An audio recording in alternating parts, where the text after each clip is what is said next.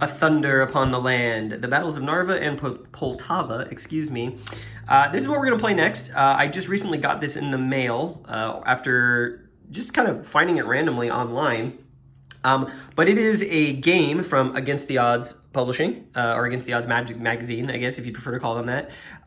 Designed by Paul Rohrbaugh, the owner of High Flying Dice Games, and Limbit Tover, who does a lot of work for Against the Odds and Turning Point Simulations.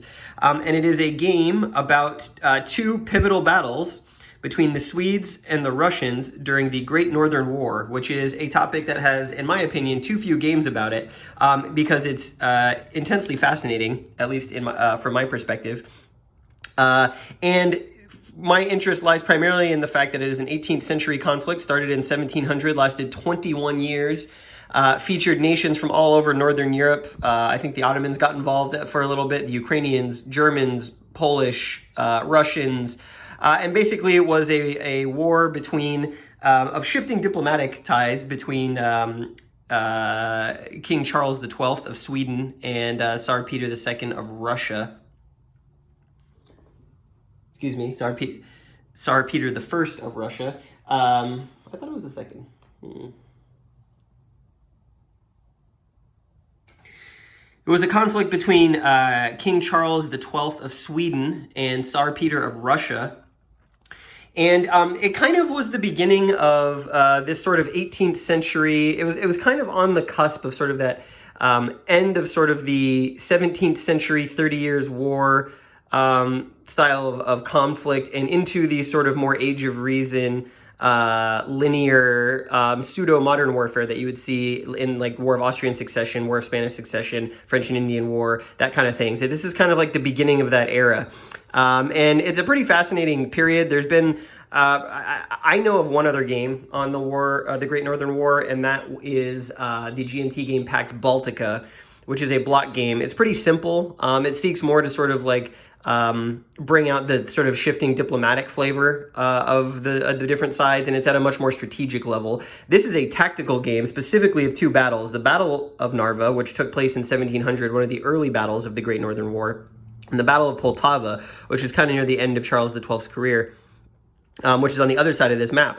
So I thought we'd take a look at this because this is my first Against the Odds magazine game. So this is a magazine game, despite the fact that we've got a box here. Although I do own a couple of Turning Point Simulations games, which I believe they're the same company. If they're not the same company, they use the same manufacturer, and I know they're related a little bit in terms of how they operate. I think their website is like owned by the same people. Anyways, if you've never played an Against the Odds game or a Turning Point Simulations game, you know, they do have Ziploc versions, but the magazine comes in this box, and this quote-unquote box is actually just a counter tray, which I think is a pretty genius way to do sort of a box game. I don't like, so I do have to keep them closed with like a rubber band just because these tops come off pretty easily, I say, as I struggle to get it off. But it comes with this clear cover, and then you've got the magazine inside, plus all the maps and the counter sheets and stuff like that. So here's the magazine, and this is the rules and stuff come in here. And what's nice, what Against the Odds does that's pretty nice is they actually put the rules to the game and the player aids and the setup charts here. They actually put them in the middle of the magazine right at the staple bind. So you're able to unstaple the magazine, pull the pages out. So these are on like a magazine paper, as you can see. They're nicely done. And you can pull these out of the magazine. And then what I did is I just literally rebound the rules with a staple through the holes that already existed. So I've got the rule book for the game separated out from the magazine, not missing any content from the magazine. This setup chart is a 11 by 17 if you fold it out now that it's unbound, which is pretty nice. And then it comes with two copies of the terrain effects chart and the player aid, which is printed again on the inside. So if you wanted to split this down the middle, each player could have one, which is pretty nice. So all in all, a nice little clever way to put the content that you need to play the game in the magazine so that it can be removed and taken out, and then you could store this as just a game. But like I said, the game comes in this counter tray, not my favorite counter tray in the world, but the counters themselves are actually very nice, and I will go ahead and show you that here, which is, we've set up for the Battle of Narva here, and I think I will explain to you how this game works, but this is a chit pull game. We're going to have a cup. We're going to have these chits. Each chit is going to activate sort of a wing of the army, and the rules are pretty simple. They're only I don't know, 4 actual pages of system rules. 1, 2. I mean, honestly, these are not even, the rules don't even really start till we get to like here. So we'll say 1, 2, 3, and 2 columns. So, you know, about 4 pages. We've got some scenario special rules. They're very light. Some optional rules, and then victory point chart on the back. So really easy to learn. I've read the rules. I pretty much get the game already. It is a very beautiful looking production. You can see here some of the Swedish units, Swedish cavalry under General Posse. And you've got the Swedish center here, some more cavalry. Charles XII himself, obviously. General Vogt. Let's see, what's his actual full name? General Wachtmeister. That's his name. So yeah, so excited to play this. Tactical 18th century warfare is like totally my jam. I have been looking for a game like this. This fills a need, and more great Northern War content, please. So I'm going to get this finished setting up, and then I'll give you a look at the strategic situation, and then we'll just get into gameplay. Also, this game comes with the smallest D10 I have ever seen in my life. Look at this. Look at how tiny this D10 is. I could like swallow this whole. Here's it compared to an actual D10. Look at how tiny this D10 is.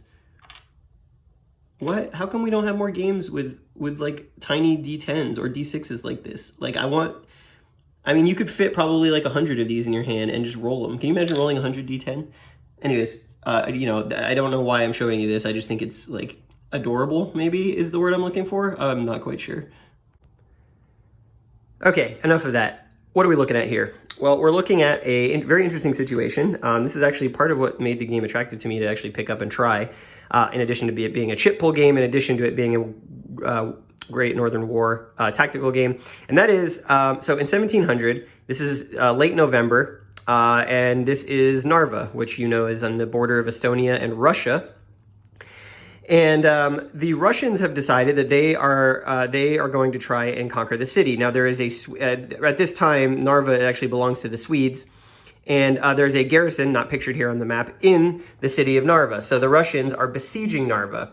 Now, a snowstorm sweeps through this area, and you can see here there's a snowstorm track where at level 2 is the highest level. There's a chance every turn that I can go down and eventually end, which is good for the Russians, not so great for the Swedes. The Swedes enjoy kind of a nice advantage while it is a snowstorm.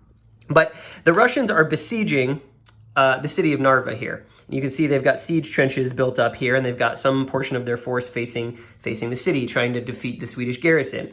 Well, Charles XII, you know, he decides we can't have that. I'm going to go relieve the siege. He's vastly outnumbered. The Russian army is huge. I think it's 2 to 3 times the size of Charles's Swedish army. But he decides, with this snowstorm, I'm going to attempt to relieve the siege, and I'm going to attack the Russians. And so as he got close, his presence was detected. He fired some cannons and to let the people in Narva know that he was on the way. They responded. The Russians found out that Swedes were coming. And so very quickly, the Russians had to turn around. And so we've almost got like an Alesia situation here where you've got a sort of a siege going one way and sort of a siege relief coming the other way. And you've got the Russians stuck between these breastworks that they've constructed, this redoubt here in the middle that they've constructed, waiting for the Swedish army to approach. Meanwhile, they're still trying to besiege the town and hold the Swedes off from relieving the siege. So ultimately, very generally, the focus of the Swedish army is going to be to dislodge the Russians and defeat them and open the way to Narva. There's 10 bonus points for one side or the other based on whether or not a line of hexes exists between the Swedish reinforcement area and the city of Narva itself. So the Swedes really want to clear this path, and they're going to need to do that at some point, probably by surrounding or destroying this redoubt where there's some Russian artillery and some stout Russian defenders.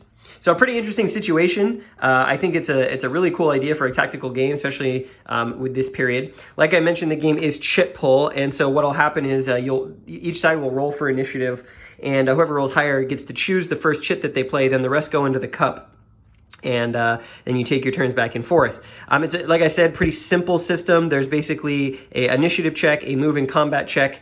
Then there's like sort of an after turn if anyone's out of command. Units have to be within a certain range. I think it's 4 hexes of their formation leader or their overall leader, which, as you can see here, is Mr. Charles himself.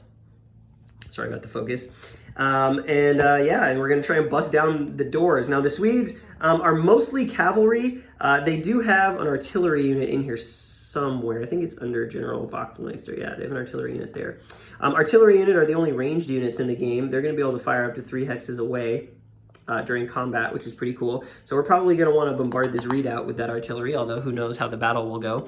There's some other rules as well. So Tsar Peter from the Russian side is actually not on the map right now. He was actually off at camp, and when this sort of siege relief happened, he was sort of rushing towards the battlefield. You can see that there's this bridge here, and the Russian sort of direction of their forces and the army camp is this way.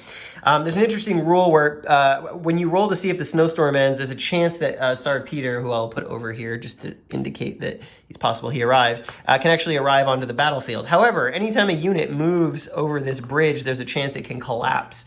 And that is not good for the Russians because whoever's on it just is eliminated. And it also means that Tsar Peter cannot enter the battle.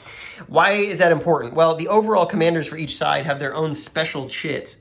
Let's see if I can find it. Up here is the Russian one, the High Command chit. Essentially what this allows you to do is when you draw it, it allows you to activate units who may have already activated this turn if they're within range of their Supreme Commander. And the same is true of the Swedes. Now, Charles is already on the board, so they're going to have a chance to get theirs on any turn that they have initiative, which is pretty nice.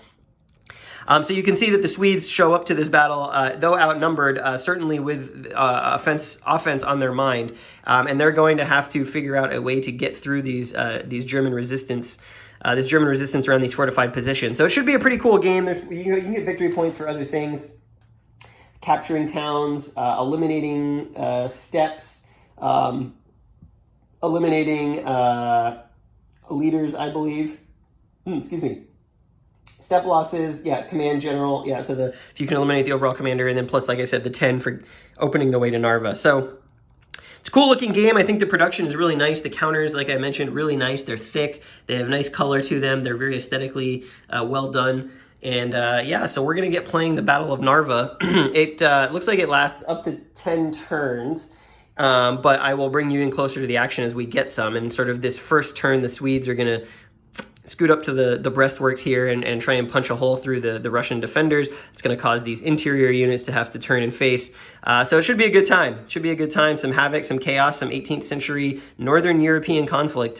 Something we don't get a lot of, so let's go.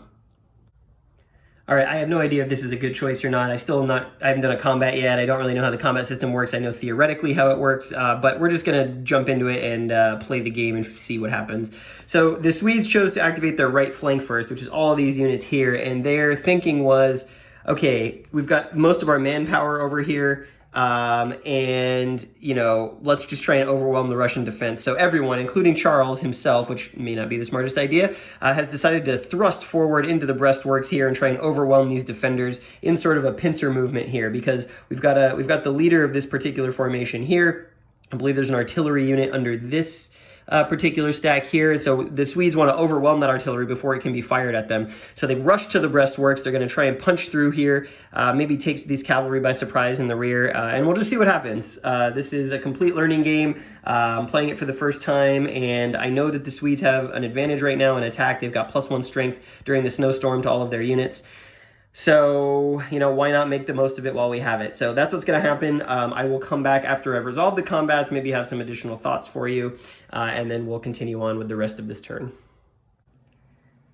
A rather good start for the Swedes, I must say. And actually pretty evocative too. You've got this snowstorm raging outside the walls, and all of a sudden these Swedish soldiers are just like charging full speed out of the mist, out of the blizzard. These breastworks positions, you can see routed. The Swedes just absolutely crushed the resistance along this line of defenses and breastworks. Only one of these units who routed actually made their secondary morale check, so every one of these, except I think for this one, is reduced strength as well. And now you've got Swedes climbing over or across these trenches. You've got the this wing basically of the Russian army with the commander badly out of position and about to be surrounded. The Russians really want a chit draw for this formation here to start this battle. And possibly the worst thing that could happen here for them would be if Charles gets his chit pulled out, the high command chit, because that would allow him to activate these 3 again, plus whoever's in range over here. It looks like these 2 units as well. So not great, and I think the Russian sort of siege camp is probably going to be very aware of the Swedes now, who've just emerged from the din. I did pick the next chit, and lo and behold, it actually was the Swedish High Command chit at random. The worst possible combination of things for the Russians. So for the High Command chit here, the Swedes roll a die. They get that many units they can activate, plus a leader. So it looks like the damage is going to be at least contained a little bit. But boy, do I feel bad for these infantry on this hill right here who have no idea what's coming up behind them. So the Swedes are going to have to decide, do they want to charge straight ahead and try and take these guys in the rear, or do they want to kind of swing around and trap these Russian units here kind of between the defensive works. I should also note here, this attack by General Posse here absolutely annihilated the Russian artillery, so that will not be coming into play, at least on this part of the battlefield. So a pretty exciting start, and a pretty bloody combat system, at least when you can manage to get lots of strength against a single defender. Things just going all the Swedes' way right now. They got the center activation. That allowed these cavalry to charge up to the breastworks. They didn't have that great of an attack advantage, but they did manage to dislodge the defenders here. As you can see, they're disrupted, not routed at least, but they did manage to kill this Russian general here manning those breastworks. He was, though it was unlikely to happen, he was eliminated in this cavalry attack. So really just everything going their way. And of course, you know, we've had what, three activations to 1 for the Russians. I pulled the next chit. Hey, guess what? It's another Swedish activation. They're going to get to use all of this stuff. So just all the luck on the Swede side right now. Okay, finished with the first turn. The Russians in just complete disarray all over the place. The Swedes have routed or eliminated this number of units. Both the Russian artillery has been destroyed. Swedes climbing over the walls. Swedes, always everywhere Swedes. The Russians did okay with their end of turn morale checks. They were able to get some of the out of command units to form up. This sort of wing over here is going to use these woods as hopefully an anchor, maybe to stop this this right flank cavalry from advancing. Doesn't seem like it's going to happen. There's basically no resistance to this wing of the army. I mean, they basically have free reign. They've split this green command. This leader is actually out of units right now. It's not good. Some units under here that failed their recovery roll ended up going over the bridge. The bridge broke under the strain of all their weight. They fell into the river and died. The bridge is out. And actually, that reminds me, now that the bridge is out, I do need to roll morale checks for every single unit that's left on the map, which I have not done. So let me do that real quick and come back. Now that that's taken care of, the first thing you should understand is that the Russian units are absolute junk. I'm not convinced that their morale values are remotely even fair to make this a competitive game. Basically, everyone who's under one of these routed or disrupted markers is a reduced Russian unit. The dead pile has grown now from that bridge collapse, and I don't really understand the point of continuing to play this game. We're at the end of turn 1, and the Russians are basically out of it. The Swedes have 19 points based solely on eliminated units. They probably have another 7 to 8 from step reductions here on the map. The Russians have 0. The Swedes have suffered absolutely no losses. And at this point, it's kind of academic, right? I just don't see how the Russians do anything. None of these routed units can attack. All of these disrupted units have a penalty to attacking and a penalty to their movement, so they can't even get into the position to attack back. I'm very unclear why this game exists, given the balance here. Yeah, we got some unlucky chip pulls at the beginning for the Swedes, but I mean, there's a couple of things I have a problem with here. I think the biggest problem is that when you're an attacking unit, so every combat can only have losses on one side. There is no way that an attacker who wins takes, well, there's no way that the winner of a combat takes any losses or penalty for winning, which I don't think makes a lot of sense here. Like, the Swedes have not suffered a loss because they had such overwhelming odds when they attacked. They just steamrolled the Russians. When the Russians literally got one attack here, one attack, and they attacked at a slight disadvantage, and they rolled extremely well, and the Swedes rolled average, and the result of the combat was that the Swedes took no losses. So I just don't understand. It like feels like we're going through the motions to this without having any sort of impact on the state of the game. I mean, it's so punitive to lose a combat, and the Swedes have such an advantage. And by the way, that advantage continues for another turn because the snowstorm is going to stay at level 2. So I'm just like at a loss for why this game was even made or exists, because the Swedes are pretty much always going to win because they're not going to take any losses on combats. And the Russians are going to immediately just get trounced, routed, and as soon as that bridge goes down, it basically spells the end for the Russian army. I mean, we played one turn, right? We played one turn. I think in game scale, it's like an hour. In the span of an hour, the battle has been lost. And now, that may be what happened. That may be, like, historically accurate, but it's not a particularly fun game to play. And I was playing this solo, so, like, I was playing both sides. And I can imagine that playing this, like, face-to-face would be a waste of an hour and a half of your time.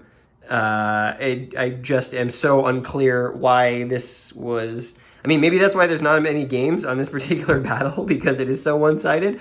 It's just not particularly like interesting or fun. Like, the Swedes have basically wrapped this up in the span of an hour. And like, I could play another turn here. I could, go through the motions of pulling chits.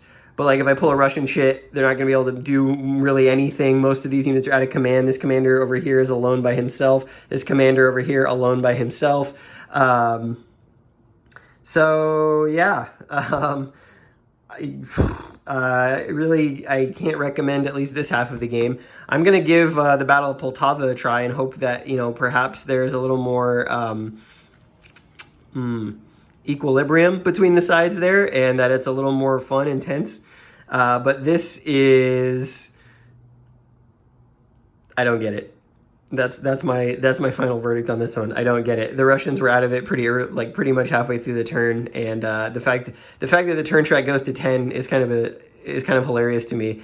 If this game, I don't see what could happen to have this game go 10 turns. There's just no way that it would go that far. Unless I am doing something wrong. Now, I very well admit I could be doing something wrong, but I've looked online. I looked at some of the rules clarifications. I've downloaded, the errata. There's some errata to this game. It's not too bad. I've gone through the rules with the combat sequence several times. I've looked at the combat, table, the effects of the combat.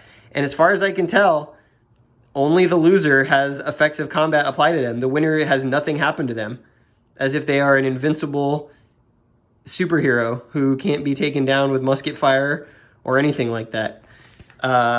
So, if you're watching this and based on what you can glean from my playthrough, I have made a mistake, please feel free to let me know. But at this point, having triple checked most of the procedures, it doesn't seem like there is any reason for the Russians to have a player behind them. Anyways, we're going to try the Battle of Poltava and see what that looks like, and I may or may not film that. If I get through, like, the beginning and it looks like a complete abort like this, then we're going to have the first 2-in-1 video on this channel.